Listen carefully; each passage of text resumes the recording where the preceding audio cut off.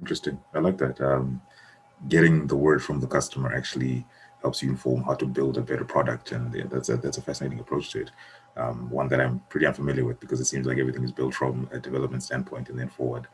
Um, but on the flip side of this, we've talked about uh, the project management and the freelance workers that come onto the platform. How about the clients? I was reading on your website that you say when you're managing a project or help managing a project for a client, they only pay for the work that they approve. Um, was there something else that you came through the survey process, or was this a part of the learning curve of, you know what, we are trying to ensure that you get the very best. So if it doesn't meet your standard, then you know what, you don't have to pay for it. Yeah, so with that, we actually, made another change as well.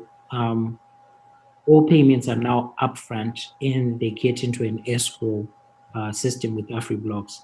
The reason being, it protects both the freelancer and the client. If the client is not happy with the job, right now at this early stage, we're refunding the full amount. You're not happy with the project, you're not happy with the website, so the website is still on our server, and it's okay. We appreciate the feedback, and we also ask, why are you not happy? What can we change? We've had a client who said, the website is great and everything, but I'm not really liking it. And then we asked, what do you want changed? Then we assigned another designer, and now they're happy. So that feedback loop really helps. We haven't had anyone who said, refund me all my money or something like that. Mm. But it helps with the freelancers as well, because now people work on the platform and they are paid once they complete the job, and they have that peace of mind because they know the payment is already with AfriBlocks. Mm. So when I complete my job, I'm getting paid, and that also helped us. If you doing that deposit issue is really difficult because a logo you're doing is $30, and there are probably like 60 jobs going on the platform at any given point, and now you have to pay deposits and you have to track all that. So just say, when you finish the job, you get your payment. And when the client, that's why those proposals are important, and that's why the project manager is important, because we haven't had that, but I can foresee as a case where the client is just saying, what, I'm not happy. Then we're like, but this is what we agreed. This was what was on the proposal. This is what you approved. You said you wanted the website to be green, and it's green. So the job is complete. Yeah. So that's really how we have been handling it so far. And again, all of these things we'll keep updating and learning as we get the data and information from our questionnaires and our ongoing customer engagements efforts. It's yeah, sounds comprehensive. Like it feels like a learning process the whole way through, and yeah, that's something I really hear of. I don't know, maybe I'm living under a rock, as I said before.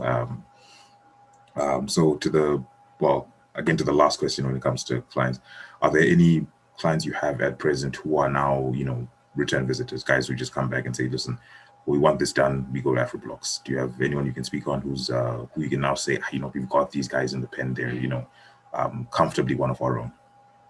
Yes, one thing that was interesting was the model we used. The bulk of our revenue is generated through software and website development jobs. Mm. And this was great because it gave us an opportunity to upsell cross-category and get recurring revenue for services like social media management, virtual assistants. Um, and that was really helpful because now, actually, when we reach out to clients after the job is done for the website, we're like, congratulations on your website. We also offer the services for that can help with your business going forward. We can help with digital marketing, we can help with social media, we can help with creating videos that you might need to share with your customers. So this has allowed us to get about 46% of our customers having done at least 2 jobs on the platform. And we're looking to keep focusing on that because that provides recurring revenue. We have people who are paying per month for services like virtual assistants, social media management, and that really helped us a lot in terms of having, because the thing with something like a logo, it's one time, you get it done and it's done. But with these other things, it allowed us to keep having relationships and to keep growing on that. And once that person who has used our platform and they know we understand their business, it's easier for them to come back with another thing they need done, as opposed to going and starting to explain to someone else totally new to tell them what their business is about.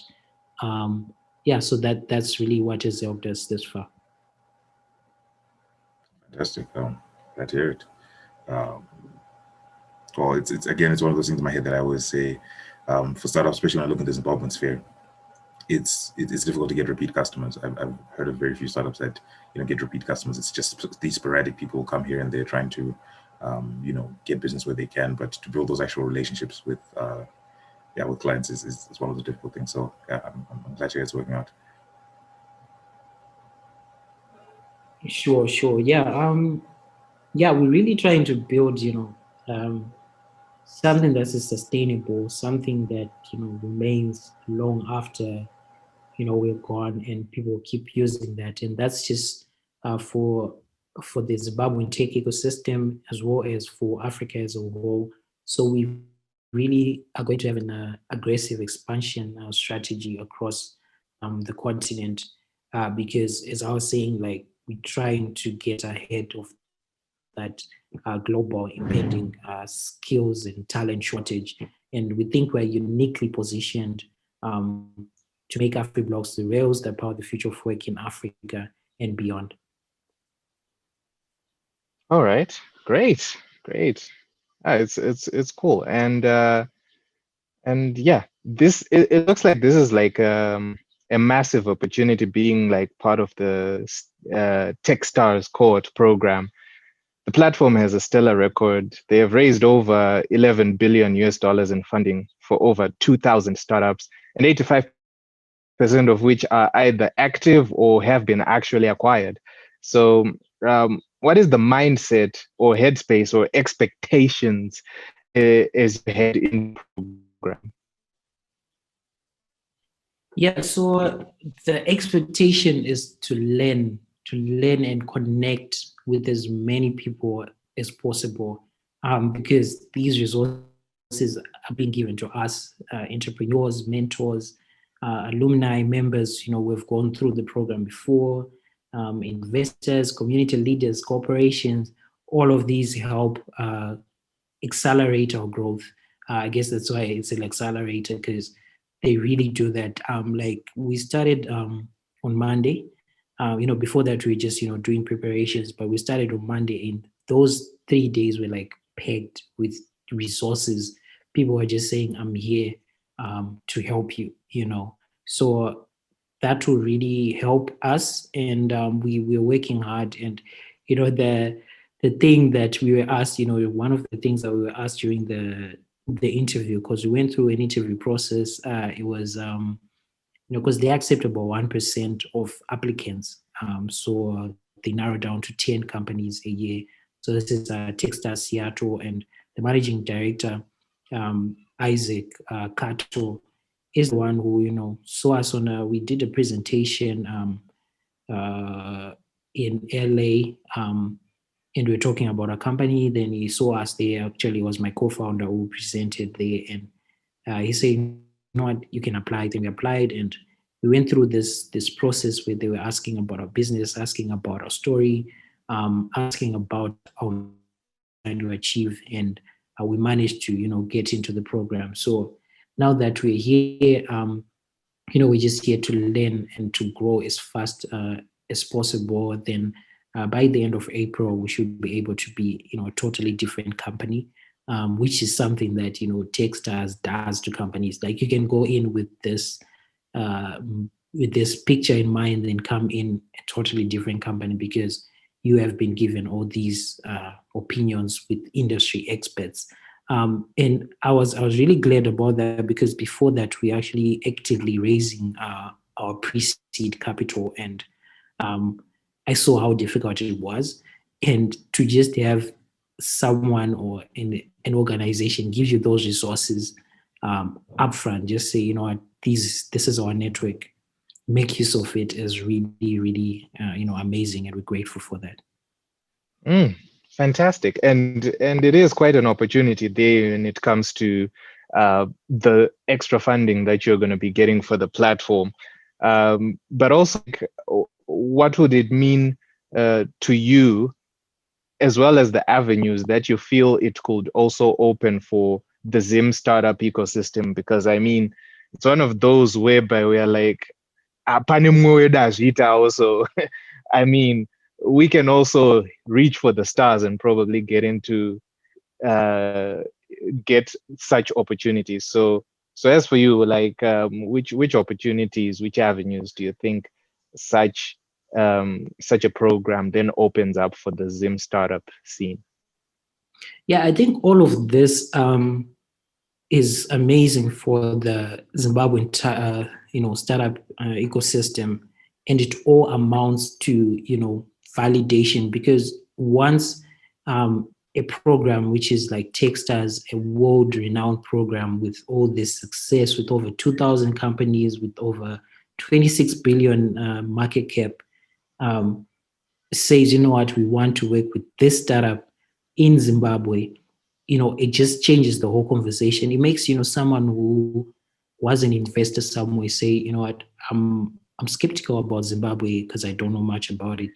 But once, a huge platform like that validates that, we can work with this company and we can assist them, it makes other people, it doesn't happen overnight, but all of this is progress, and it's positive, and, we welcome it. And, one thing that we've learned so far at Techstars is about the give first mentality, where, you're always out there helping others as well, helping the entrepreneurs. So I'm open, to talking to someone who has a startup, who wants advice, someone who wants to say, you know what, how did we get here, and how can I also build something that has a global reach and global scale. So I'm open to that, because that's one thing that we really have learned in those few days, because all of these people who are helping us either have gone through the program before, or they just want to help because of that give first mentality, as opposed to always asking and asking for help and advice. So yeah, this is great for the Zimbabwean tech space, and I hope more investors and more entrepreneurs uh, take on this opportunity.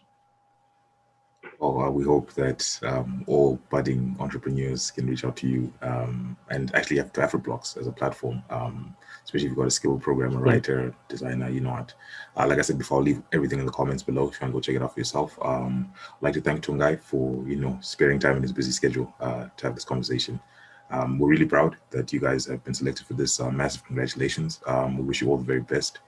Yep. And learn as much as you can, and come back and knock them dead. So to everyone who's listening, from me, my partner in crime Edwin, and from Tongayi, thank you guys for listening. We'll see you next time.